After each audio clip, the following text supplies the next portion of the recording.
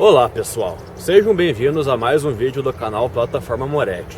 Neste canal são apresentados alguns assuntos sobre engenharia agrícola. O meu nome é Roberto Henrique Harms e eu sou aluno da disciplina de Fundamentos de Hidrologia, Irrigação e Drenagem do curso de Agronomia da Universidade Federal do Paraná. E neste vídeo eu quero comentar um pouco sobre a utilização de um permeâmetro de carga variável para realizar a medição da condutividade hidráulica de um solo saturado. Inicialmente, eu gostaria de comentar sobre alguns conceitos que serão de extrema importância para o entendimento das informações tratadas neste vídeo. O primeiro conceito que eu quero trabalhar é o de condutividade hidráulica ou permeabilidade do solo. A condutividade hidráulica, ela indica a facilidade com que um fluido poderá passar através dos poros do solo, sendo uma das propriedades físicas do solo mais importantes na determinação quantitativa e qualitativa do movimento da água no solo e também no dimensionamento de sistemas de drenagem.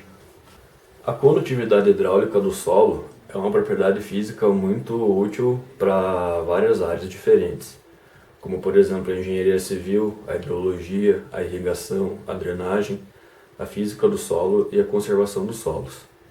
Portanto, dependendo assim da área de interesse, são utilizados diferentes metodologias para se determinar a condutividade hidráulica de um solo. A metodologia que eu quero apresentar hoje é a que mais é utilizada na engenharia agrícola. Comentando um pouco mais sobre as metodologias para se determinar a condutividade hidráulica de um solo, esses métodos eles podem ser divididos em dois tipos distintos, sendo os métodos de laboratório, onde são utilizadas amostras com estrutura deformada ou indeformada para as condições de saturação ou não saturação, e também existem os métodos de campo, onde as medidas são realizadas no próprio campo e a perturbação do solo deve ser a mínima possível. Se determinar a condutividade hidráulica de uma amostra de solo saturada por meio dos métodos de laboratório, são utilizados equipamentos muito simples, os quais são chamados de permeâmetros. Os permeâmetros eles são divididos em dois tipos distintos, sendo um o permeâmetro de carga constante e o outro o permeâmetro de carga variável ou decrescente. Nesse vídeo eu quero tratar especialmente sobre o permeâmetro de carga variável. Para explicar o funcionamento do nosso equipamento, do permeâmetro de carga variável, eu fiz aqui um desenho esquematizando um permeâmetro.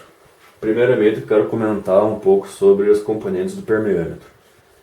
O permeâmetro ele é constituído por um anel chamado cilindro de Ulland, o qual tem as dimensões geralmente entre 3 por 5 centímetros ou 10 por 10 centímetros para a finalidade de estudo que a gente tem, que é a engenharia agrícola e agronomia, podendo também ter algumas dimensões diferentes para outras finalidades. Esse anel então, na parte superior dele, é conectado um funil de vidro de haste longa. Esse funil ele é conectado utilizando uma fita à prova de água. E esse funil ele tem as finalidades de permitir a saída de ar durante a saturação da amostra e permitir a entrada de água durante a fase onde são feitas as medições, as leituras. Na parte inferior do anel é colocado um pedaço de tecido, um pedaço de pano. Esse pedaço de pano ele tem a função de permitir a entrada de água para que a amostra seja saturada.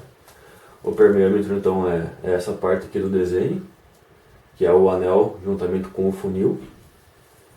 E outro componente aqui do desenho é a bacia de água ou recipiente com água onde o permeâmetro é emergido no momento onde é feito o ensaio.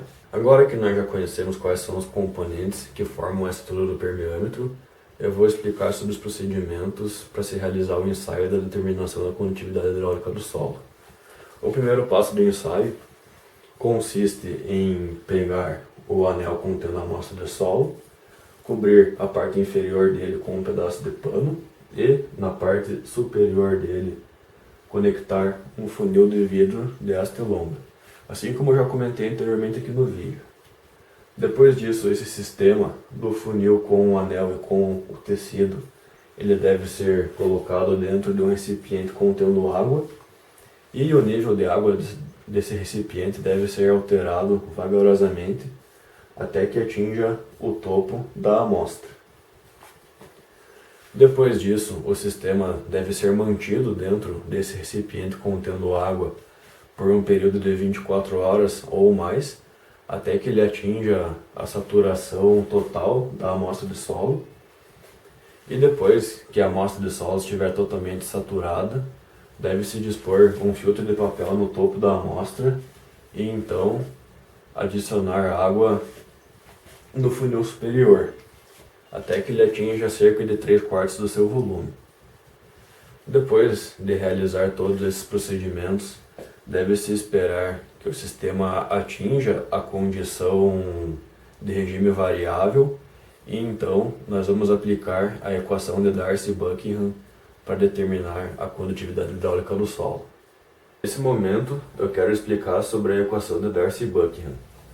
Eu escrevi aqui a equação utilizando um esquema de cores em que as cores são correspondentes às cores que a gente tem aqui no desenho do permeâmetro, com o intuito de facilitar um pouco o entendimento e a gente situar onde que está cada componente da equação.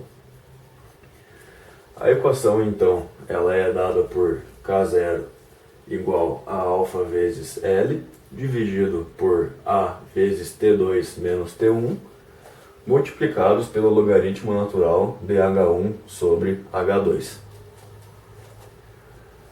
Nós temos aqui então o K0 como a condutividade hidráulica do solo saturado, que é o que a gente quer descobrir fazendo esse ensaio.